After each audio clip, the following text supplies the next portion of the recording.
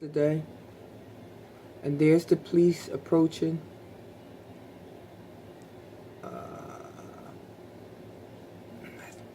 Yeah, they're approaching right now, right here.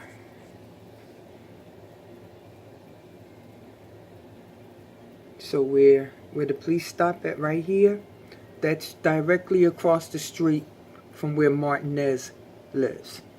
Now, what's interesting about this is that you see he stops right behind this car that's parked illegally on the pavement.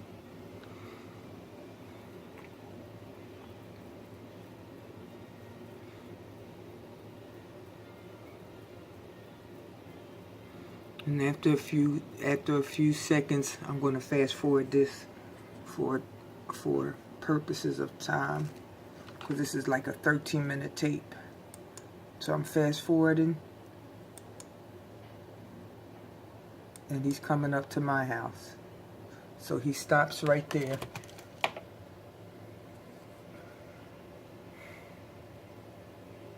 And again, I'm going to fast forward this for purposes of time.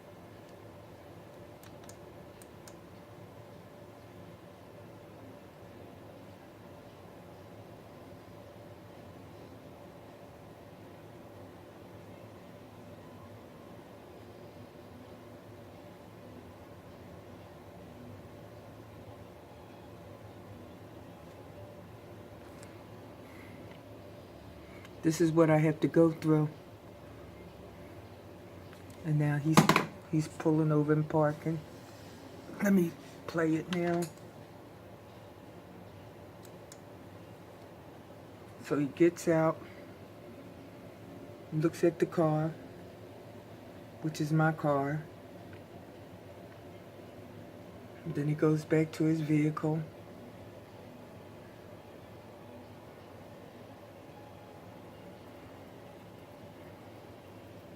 And this is one of the reasons why I came to the DA, because if I go down to this frame right here, this could very well be Martinez's van, and he does have cameras in it. Okay, so the police is on the phone. I don't know what he's doing. There's a better view right there, and I don't know what Martinez is telling him, but I came to the DA, you know, because I wanted it to stop, you know, and I even said to the police, just track the calls. Let's find out who's doing this, because there is the car right there on the pavement. There wasn't no call made about that car. Okay, that car it should have been cited, to be honest with you. But it was all about me parking in front of my house, this man wanting to make it hard for me, this man wanting to give me a citation, which meant I would have had to probably go on a dialysis day down to court to dispute the ticket. And and when does it stop? So when I came to the DA and y'all refused to bring this matter in court, I turned around and I had no other choice but to put it in court, because it needed to end. Somebody needed to step up and bring this here situation to a close. And because the DA refused to bring action against this man. Leave me alone. Leave me and my family alone. You worrying about what's going on all the way up the street. You live all the way down here, and you're so concerned about my property, what I'm doing in front of my property. And to be honest with you, even if somebody came to my house and wanted to park there, it has nothing whatsoever to do with you. So, just like I had sent you the last tape, I think it was March 2nd, and I said, well, what did you think it was going to, what did you think was going to happen? Did you really believe that this man was going to stop harassing me? really, he might have just delayed it for a moment, but that man has not, even up to today, yesterday, stop harassing me over nothing. That's the bad part about it. Now I don't know why the officer is in the car that long. I don't know if they're checking out any tickets against the car or anything like that. But it doesn't make any sense that I guess what is said against me is believable, but anything that I say about this man, oh well, you lost Judge Judy. Okay, you know why? He lied, but that's neither here or there. It shouldn't even be about his word against mine. It should be about what you are seeing, what you are witnessing rather. What has he shown you that I've done, or unless he pulled out a whole lot of stupid pictures that he done altered and fabricated to try to make it look like I did something. And if I really, really did something, then why wouldn't he bring charges against me? So when I sent you the complaint that I filed because nobody would bring oh my goodness. When I filed the complaint against him because everybody I went to refused to bring action against this man, you'll see, here he comes now. So I guess he got the information he needed to get, and he's coming up on my porch now. Let me move this part out the way. Let's hide this. Okay. Where's that picture? So he's right in this frame right here.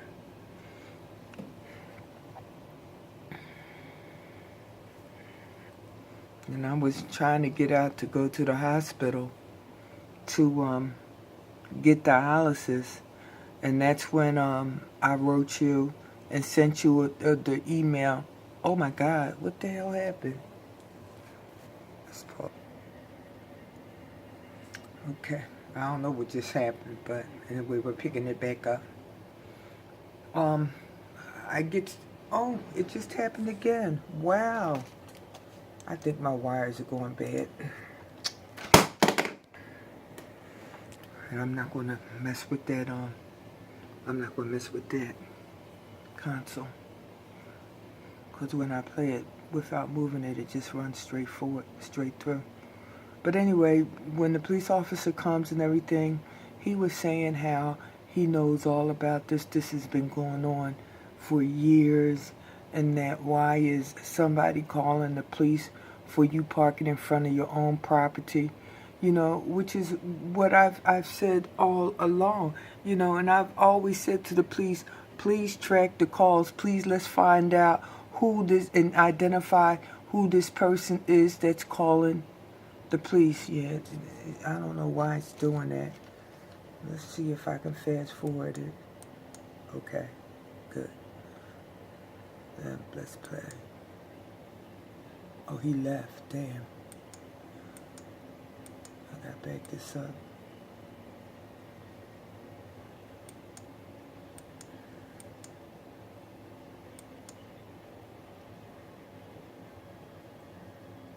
My wires are bad. I have to replace them. Let me back this up.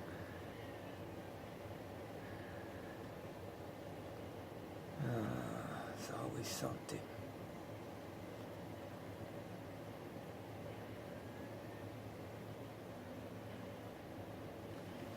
Let's pause this. I'm going to pick it up right here. I hope it doesn't black out. But anyway, the officer was saying this is your property, and he was saying this has been going on for years. Oh wow, I do not know what is happening.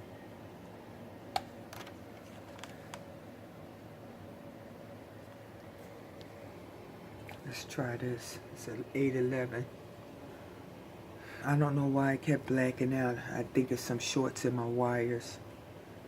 But anyway, um, the officer said he knows this has been going on for years and everything.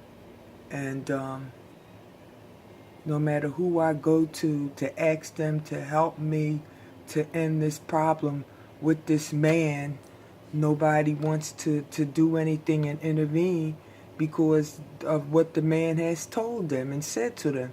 And there's no truth to what that man how that man has made me look bad or anything like that. And one of the reasons why he did that was so that nobody would want to help me, so that he can continue to do the stupid things he's been doing. And I really have too many medical problems to keep on putting up with it. So that was one of the main reasons why I finally found myself at the office of the district attorney to ask y'all to bring action against this man. And another problem is that you don't really, if you don't really have the finances to retain private counsel, which can be costly, and I don't have, well, you're walked over in the system because you don't have no legal representation. So what happens is the problem continues. The problem doesn't go away. He just finds issue after issue after issue, and he always uses city representatives or law enforcement to carry out his dirt. And I just wanted to stop. So he was saying, is that my property? So I'm bringing him my deed. And I'm showing him that my address is 28, the garage is 20, and the house is 30. And that's what I'm telling him. So he gets on his radio and he tells them, that it's I wish he really wouldn't say neighbors, because neighbors don't do no monkey stuff like that. I would have preferred him to say resident, but he was basically saying that I forget what he said, but it had something to do with a neighbor calling the police against another neighbor when it was my own property. But I mean, he bragging about how long he been living on this block. You've been living on the block for how long, and you don't know that this is my property? So what are you trying to create? So again, that car that was there, it's gone, but yet you see that he sent the police up to my house. I believe this is his van right here. That's going to be it. He sent the police up to my house to give me a ticket, but for somebody that is parked illegally on the pavement, it wasn't no problem. So that's one of the indicators that this man does have an issue against me. He is making the environment hostile. He is interfering in my right to just live in peace. I pay my taxes just like anybody else. But to hear him tell the story, I'm this kind of person, that kind of person, that kind of person.